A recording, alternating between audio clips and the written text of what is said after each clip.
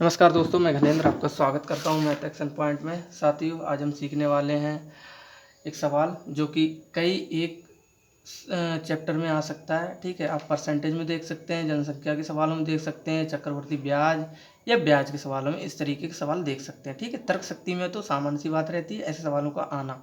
ठीक है दोस्तों, सवाल मैं पढ़ के सुना देता हूँ आपके लिए, क्योंकि छोटा छोटा और काला काला लिखा हुआ है तो आपको ज़्यादा समझ में नहीं आएगा। ठीक है, देखिए,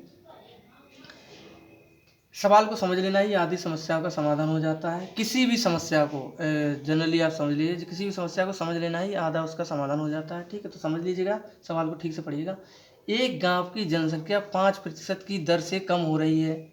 ध्यान रखना, कम हो रही है। ठीक है, कहीं पर भी जा रहे हैं, भाग रहे हो, पलायन कर रहे हो, कहीं पर भी जा रहे हैं, ठीक है, हो रही है। यदि गांव की वर्तमान जनसंख्या 3610 हो तो 2 वर्ष पूर्व इनकी जनसंख्या क्या रही होगी। ठीक है, तो जाहिर सी बात है 2 वर्ष पहले ज़्यादा होगी। ठीक है, तो आसान से एक ट्रिक से इस सवाल को हल करते हैं। ऊपर नीचे की ट्रिक आम भाषा में बोलते हैं, हमारे सर जी ने हमें बताया है, वही हम आपको शेयर करने वाले हैं।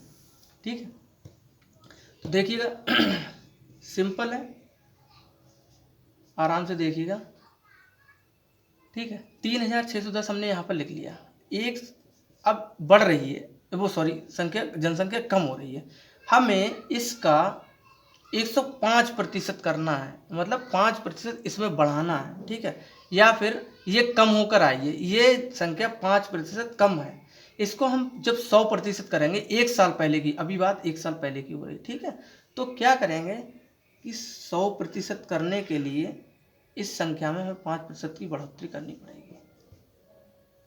इसे ही ऊपर नीचे की ट्रिक कहते हैं। अगर हमारी संख्या बढ़ रही होती और कम करना होता तो ये 95 ऊपर रखते, क्योंकि 5% है तो 5% 95 हमने नीचे रखा है। ठीक है, अब जो कि ये संख्या 1 साल की निकल के आ जाएगी, अगर आप हल करोगे तो 1 साल की संख्या निकल कर आ जाएगी, जनसंख्या जो पहले रही होगी। ठीक है, हमें क्या करना है, हमसे पूछा गया है 2 साल के लिए, तो 2 साल के लिए है तो सिंपल तरीके से हमको क्या करना होगा कि 2 साल के लिए तो एक स्टेप और बढ़ा देंगे। जो संख्या ये है इसमें भी हम यही फार्मूला फिट कर देंगे, यही ट्रिक लगा देंगे। ठीक है, अब दोस्तों इसको छोटा कर लेंगे, इसको काट छाट इसकी कर लेंगे। देखिए, 5 से काटोगे तो 20 बार में ये कट जाएगा, 19 बार में ये कट जाएगा, 20 बार में ये कट जाएगा, 19 बार में ये कट जाएगा। थोड़ा छोटा करके यहाँ पर लिख लेते हैं, आगे की कार्रवाई बाद में की जाएगी। 20, ठीक है, बटे 19, या फिर यूँ लिख लीजिए,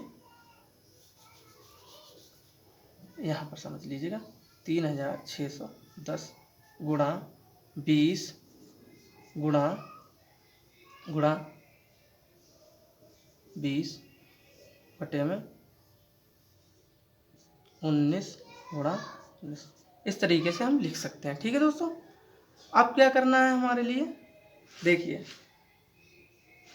19 से इसे काटोगे, आसान भाषा में समझिएगा कि अगर जब हम 19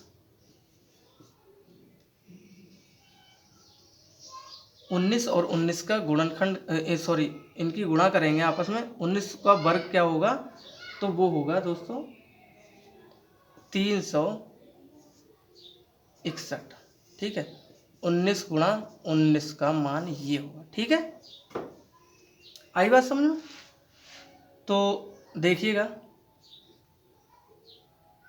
इन दोनों से हमने ये काट दिया और एक बार में इसे चला गया। ठीक है, 10 बच जाएंगे।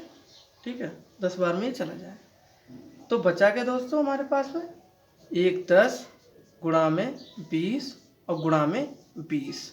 ठीक है, गुणा कर लीजिएगा, 2 दूनी 4 और 4 एकम 4।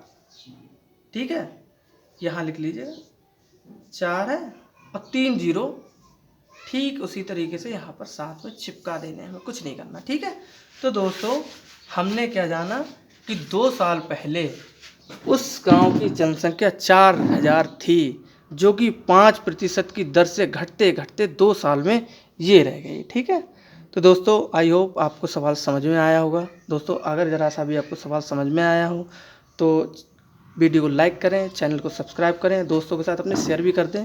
कोई भी कम्पिटिटिव एग्ज़ाम हो उसमें आपको ये देखने को मिल सकता है और आप इस ट्रिक से बहुत सारे सवाल कर सकते हैं, जो कि मैं आगे की वीडियो में बताने वाला हूँ। इसलिए मेरे साथ आप जुड़े रहिएगा।